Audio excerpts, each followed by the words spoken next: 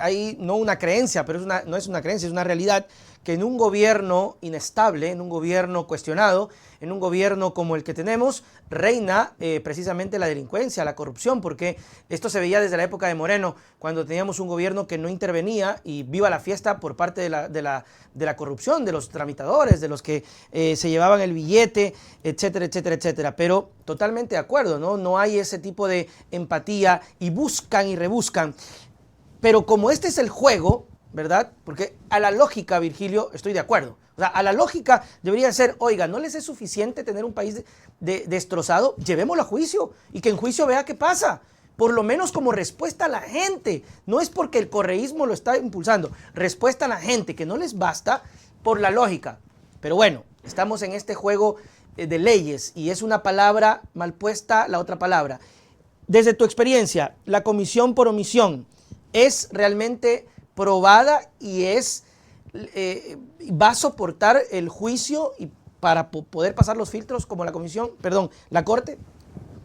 A ver, yo te digo, yo creo desde mi conocimiento de mi experiencia política Así y es. también jurídica, yo diría que había suficientes razones incluso para poder establecer un juicio político que es diferente del penal, aclaro esto, para poder procesar al presidente Guillermo Lasso por delitos contra la seguridad del Estado. Yo Ya. creo que había los suficientes méritos. Pero respecto de la segunda causal, esa ya no me queda ninguna duda, Ok. absolutamente ninguna duda. ¿Por qué? Porque está probado que primero el señor Guillermo Lasso puso al señor Hernán Luque Lecaro y Así es. luego ¿sí? Había ahí toda una serie de elementos que pueden hacer ver que se cometían delitos de concusión, cohecho, peculado. ¿Sí?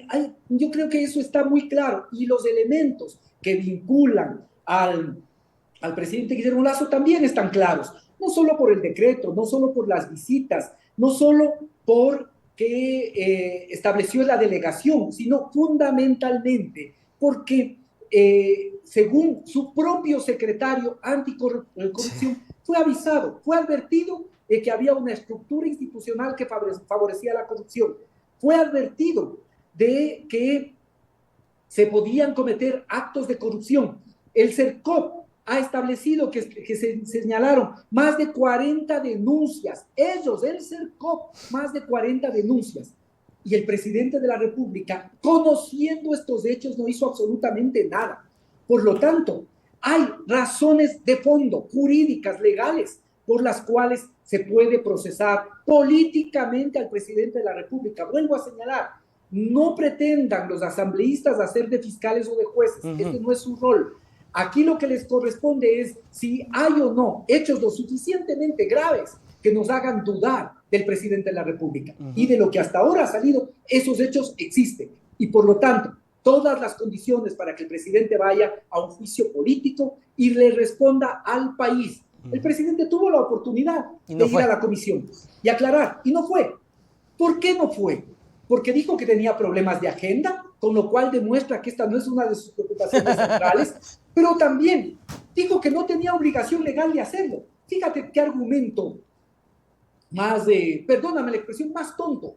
¿Qué argumento más tonto? Que decía el propio entorno presidencial y se esmeraban en repetir los legisladores.